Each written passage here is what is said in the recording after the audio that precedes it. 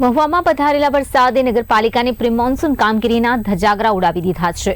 મહુવા તાલુકાના 120 ગામડાઓને આવરી લેતી તાલુકા પંચાયત કચેરી અને ગ્રામ્ય પોલીસ સ્ટેશનના પરિસરમાં ઘોટણસમાં વરસાદી પાણી ભરાઈ જતા સમગ્ર પરિસર તળાવમાં ફેરવાઈ ગયું છે।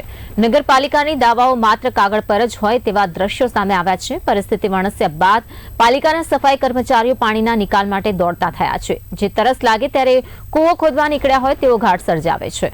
તો પાલિકાની ઘોર બેદરકારી સામે સ્થાનિકોમાં ભારે આક્રોશ વ્યાપી ઉઠ્યો છે। મહુવા નગરપાલિકામાં ચૂંટાયેલા નવા નેતાઓ ગોત્યા જડતા નથી।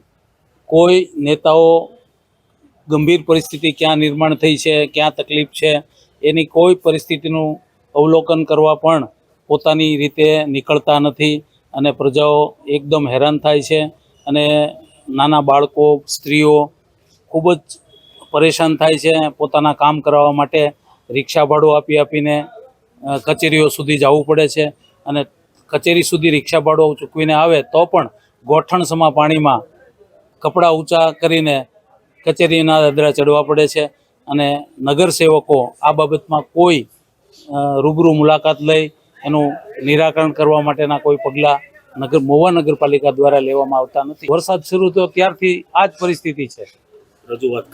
રજૂઆતો કરી છે, લેખિત, મૌખિક અને લાગુ પડતા નેતાઓ જે કનેક્શનમાં હોય એમને કીધું કે ભાઈ આવું કંઈક તમે કરાવો,